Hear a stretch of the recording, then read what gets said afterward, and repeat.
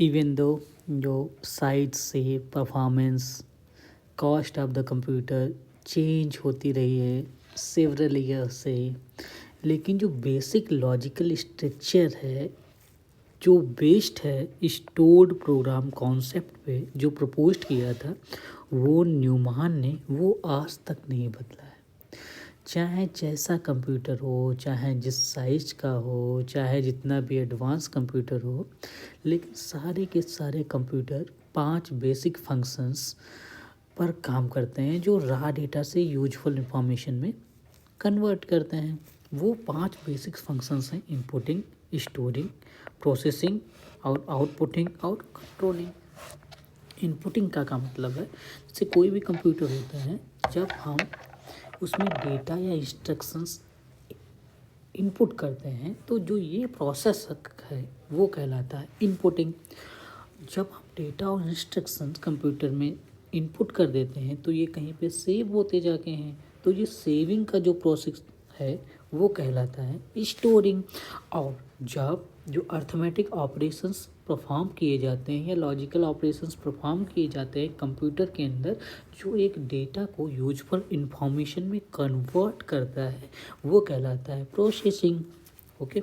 और जब ये डेटा प्रोसेस हो जाता है, यूजफुल इंफॉर्मेशंस मिल जाती हैं, तो ये जो यूजर है, मतलब जो आदमी जो कंप्यूटर में डेटा इंटर किया था उसको चाहिए, तो वो जो रिजल्ट्स हैं, इंफॉर्मेशंस हैं, ये जब यूजर्स को मिलते हैं, मतलब रिपोर्ट्स, प्रिंटेड रिपोर्ट्स के फॉर्म में या यूजुअल डिस्प्ले के फॉर्म में, तो ये जो प्रोसेस है वो आउटपुटिंग कहलाता है। और ये चारों जो इनपुटिंग, स्टोरिंग, प्रोसेसिंग और आउटपुटिंग, चारों जिस मैनर या जिस सीक्वेंस में होने हैं, ये जो डायरेक्शन है, डायरेक्ट जो करता है वो कहलाता है कंट्रोलिंग। ओके। तो ये 5 मेन फंक्शंस करने के लिए 5 मेन कह सकते हैं यूनिट कंप्यूटर की होती हैं। उसी ये ब्लॉक डायग्राम है कंप्यूटर का। देखो, इनपुटिंग करने के लिए इनपुट यूनिट है, स्टोरिंग करने के लिए स्टोरेज यूनिट है, प्रोसेसिंग करने के लिए अर्थमेटिक लॉजिक यूनिट्स है, और आउटपुट देने के लिए, आउटपुटिंग करने के लिए आउटपुट यूनिट है। और इन चारों को जो कंट्रोल करता है, जो डायरेक्ट करता है, उसके लिए है कंट्रोल यूनिट। क्लियर? ओके। अब हम इनको बारी बारी से पढ़ेंगे। सबसे पहले हम देखते हैं इनपुट यूनिट। कंप्यूटर कोई भी काम करने से पहले उसको चाहिए डेटा और इन्फॉर्मेशन जिस पे वो वर्क करेगा। तो ये डेटा और इन्फॉर्मेशन इनपुट किए जाते हैं, जो बाहरी इन्वायरमेंट से है वो इनपुट किए जाते हैं इनपुट यूनिट के द्वारा। क्लियर? ये इनपुट यूनिट बाहरी डेटा को कंप्यूटर के अंदर ले जाने की कोशिश करता है, मतलब डालने की कोशिश करता है। लेकिन हम जानते हैं कंप्यूटर हमेशा बाइनरी कोड्स पे काम करता है, तो जो हम डेटा डालते हैं वो तो बाइनरी नंबर्स नहीं होते। जैसे हमने राम डाला, तो राम बाइनरी कोड में नहीं है, तो सबसे पहले इस राम को इनपुट यूनिट में हम प्रोवाइड करेंगे। इनपुट यूनिट क्या करेगा, इसको बाइनरी कोड्स में या जो कंप्यूटर की लैंग्वेज है, जो कंप्यूटर जिसमें वो वर्क करेगा उसमें ये कन्वर्ट करेगा। तो ये कन्वर्ट करने का काम भी इनपुट यूनिट का है, और जो इस काम को करता है उसको इनपुट इंटरफेसेस कहलाते हैं। क्लियर? अब ये कन्वर्ट हो गया डेटा। अब ये कन्वर्ट होने के बाद ये कंप्यूटर में कहीं पे सेव होगा जाके। तो ये जो कन्वर्टेड डेटा है या इंस्ट्रक्शंस हैं, ये स्टोरेज यूनिट पे जो प्रोवाइड करता है, फर्दर प्रोसेसिंग करने के लिए जो प्रोवाइड करता है, वो भी इनपुट यूनिट का काम होता है। मेन रूप से इनपुट यूनिट के क्या काम है, ये एक्सेप्ट करता है डेटा या इंस्ट्रक्शंस को आउटसाइड वर्ल्ड से, और इन जब जो डेटा और इंस्ट्रक्शंस हैं इसको कंप्यूटर एक्सेप्टेबल फॉर्म्स में कन्वर्ट करता है।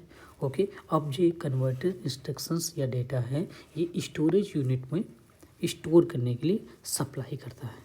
ये इनपुट यूनिट का काम है। जैसे हम जानते हैं इनपुट यूनिट के लिए कीबोर्ड यूज करते हैं या स्कैनर्स यूज करते हैं, तो ये सब इनपुट यूनिट है, ये यही तीनों काम करते हैं। क्लियर? इनपुट यूनिट के जस्ट उल्टा है, जस्ट रिवर्स जो ऑपरेशन से करता है वो है आउटपुट यूनिट। जैसे ये आउटपुट यूनिट सप्लाई करता है इंफॉर्मेशंस को आउटसाइड वर्ल्ड, है ना, या यूजर्स को।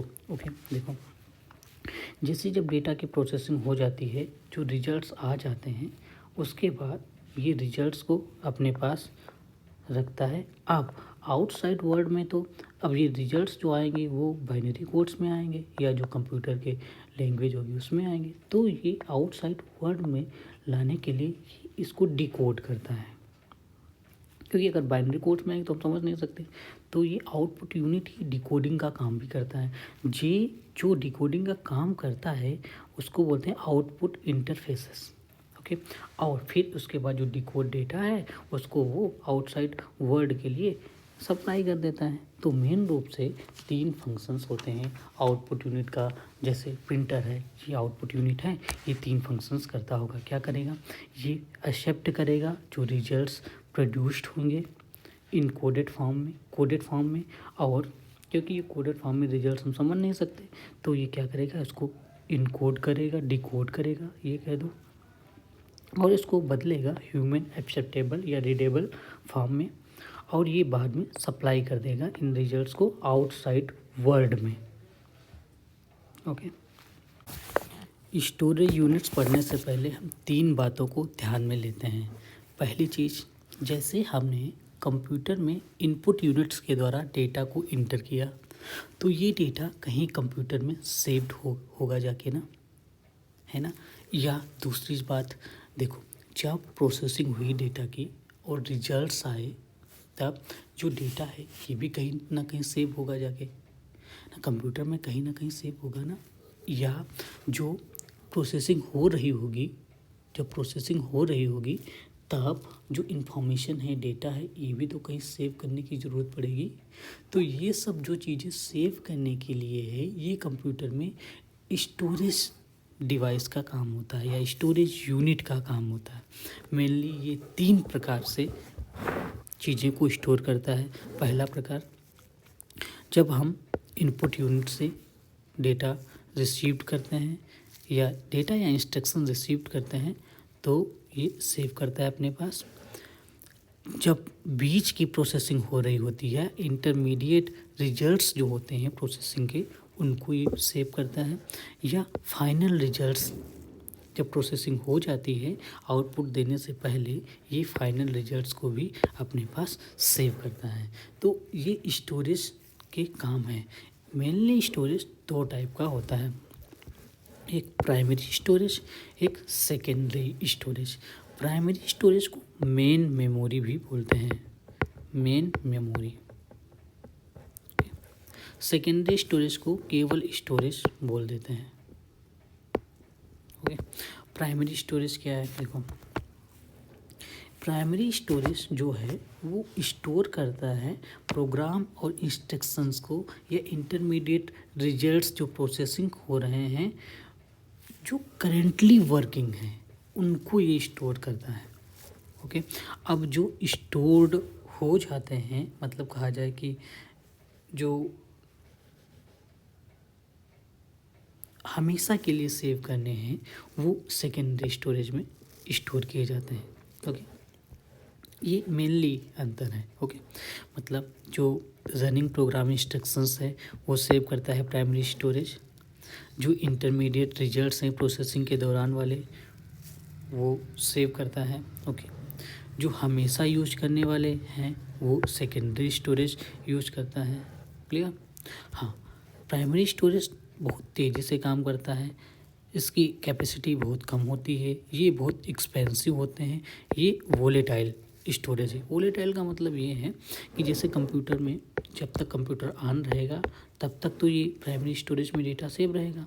जैसे ही इसमें कंप्यूटर ऑफ हो गया या स्विच ऑफ कर दिया गया, इसको पावर सप्लाई बंद कर दिया गया, तो इसमें जो भी डेटा होगा वो पूरा का पूरा चला जाएगा। उसके बाद अगर हम कंप्यूटर को ऑन करते हैं तो ये बिल्कुल हमको खाली मिलेगा। लेकिन सेकेंडरी स्टोरेज में ऐसा नहीं है। सेकेंडरी स्टोरेज है नॉन वोलेटाइल। ओके, इसमें हमेशा के लिए एक बार सेव कर दिए तो चाहे पावर ऑन हो चाहे ऑफ हो कुछ भी हो, इसमें हमेशा वो डेटा बना रहेगा जब तक कि हम अपनी ओर से डिलीट नहीं करते।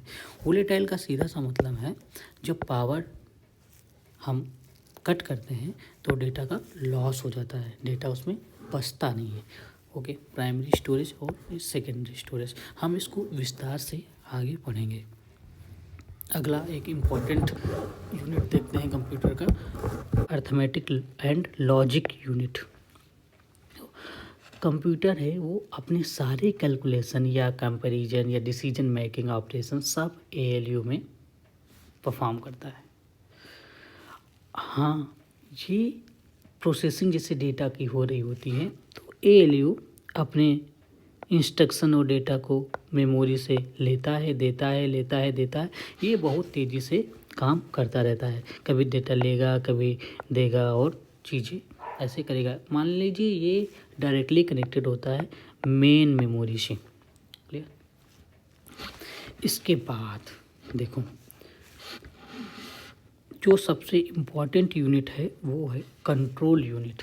ओके, अच्छा आप इन चीज़ों पे विचार करिए, जैसे कंप्यूटर को कब पता चलता है कि अब हमको स्टोरेज डेटा में डेटा इनपुट कराना है, या एएलयू को कैसे पता चलता है कि हमको स्टोरेज यूनिट से डेटा लेना है, या हम कह दो कैसे हमको पता चलता है ये फाइनल रिजल्ट आ गया, अब हमको ये आउटपुट डिवाइस में ये रिजल्ट देना है ना। या कोई भी जो इंटरमीडिएट रिजल्ट्स आए उनको हम कैसे कहाँ ले जाएं, ये कौन सी चीज़ें करेगा, कोई ना कोई कंप्यूटर में करेगा ही करेगा। जैसे ओके, ऐसे सोचो जैसे हमको भूख लगती है, हम खाना खाते हैं तो खाना तो हम हाथ से तोड़ते हैं, तो कैसे हमको पता चलेगा अब हमको खाना तोड़ना है। जैसे हमने खाना तोड़ा, हाथ से खाना तोड़ा, उसके बाद ये खाना हमको मुंह तक ले जाना है, ये हमको कोई ना बताएगा। मुंह में ले जाते वक्त हमको इसको नाक से सूंघना है, खाना अच्छा है कि नहीं अच्छा है, तो ये हमको कोई ना कोई डायरेक्ट कर रहा होगा। ये हमारा नर्वस सिस्टम, तंत्रिका तंत्र कंट्रोल करता है चीज़ों को। ऐसे ही कंप्यूटर में भी नर्वस सिस्टम होता है जिसको हम कंट्रोल यूनिट कहते हैं। कंट्रोल यूनिट कहलाता है नर्वस सिस्टम ऑफ कंप्यूटर। ये एक तरह का मैनेजर है, ये बाकी सारी चीज़ों को मैनेजमेंट करता है, कोई प्रोसेसिंग का काम नहीं करेगा, ये सिंपल सा चीज़ों को मैनेजमेंट करेगा, डायरेक्ट करेगा कब कौन सी चीज़ें होगी और कौन सी चीज़ें किसके साथ कोऑर्डिनेट बिठाना है, ये सारी चीज़ें करता है कंट्रोल यूनिट। कंट्रोल यूनिट को ही नर्वस सिस्टम ऑफ कंप्यूटर कहते हैं। ओके, कंट्रोल यूनिट और अर्थमेटिक लॉजिक यूनिट है ना, ये दोनों को जब मिला दिया जाता है एक साथ, मतलब कंट्रोल यूनिट और अर्थमेटिक लॉजिक यूनिट को मिलाकर कहते हैं सीपीयू, सेंट्रल प्रोसेसिंग यूनिट। इन सब के फुल फॉर्म पूछे जाएंगे। सेंट्रल प्रोसेसिंग यूनिट होता है जब अर्थमेटिक एंड लॉजिक यूनिट और कंट्रोल यूनिट को एक साथ रखा जाता है, वो कहलाता है सीपीयू। जब एक सीपीयू एक छोटी सी सिलिकॉन चिप में बना दिया जाता है, उसको कहते हैं माइक्रो प्रोसेसर। जो हमारे मोबाइल में लगे होते हैं प्रोसेसर्स, वही सीपीयू होते हैं। क्लियर। सीपीयू को ही ब्रेन ऑफ द कंप्यूटर्स कहते हैं। ठीक है।